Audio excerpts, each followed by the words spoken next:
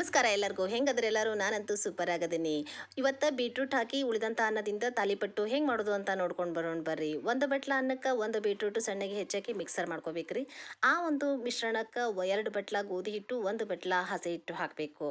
ಆಮೇಲೆ ಅದಕ್ಕೆ ಒಂದು ಸಣ್ಣಗೆ ಹೆಚ್ಚಿದಂತಹ ಸೌತಿಕಾಯಿ, ಎರಡು ಸಣ್ಣಗೆ ಹೆಚ್ಚಿದಂತಹ ಉಳ್ಳಾಗಡ್ಡಿ, ಒಂದು ಚಮಚ ಹಸೆ ಖಾರ, ಒಂದು ಚಮಚ ಶುಂಠಿ ಬೆಳ್ಳುಳ್ಳಿ ಪೇಸ್ಟು, ಒಂದು ಸ್ವಲ್ಪ ಕೊತ್ತಂಬರಿ ಸೊಪ್ಪು ಸಣ್ಣಗೆ ಹೆಚ್ಚಿದ್ದು, ರುಚಿಗೆ ತಕ್ಕಷ್ಟು ಉಪ್ಪು, ಮತ್ತು ಒಂದು ಚಮಚ ಹವೇಜ್ ಪುಡಿ ಹಾಕಿ ಚಲೋ ತೆಗಿ ನಾದ್ಕೋಬೇಕ್ರಿ. ಇದಕ್ಕೆ ಮೇಲೆ ನೀರು ಹಾಕಿ ನಾದ್ಕೊಳ್ಳುವಂಥ ಅವಶ್ಯಕತೆ ಬೀಳಂಗಿಲ್ಲ. ಮೇಲೆ ಸ್ವಲ್ಪ ಎಣ್ಣೆ ಸವರಿ ಸ್ವಲ್ಪ ಹೊತ್ತು ಬಿಟ್ಟು ಒಂದು ಎಣ್ಣೆ ಹಾಳೆ ಮೇಲರ ಅಥವಾ ಬಟರ್ ಪೇಪರ್ ಮೇಲರ ಒಂದು ಉಳ್ಳಿ ಇಟ್ಕೊಂಡು ಇದನ್ನು ತೆಳ್ಳಗೆ ಲಟ್ಟಿಸ್ಕೋಬೇಕ್ರಿ ತಾಲಿಪಟ್ಟನ್ನ.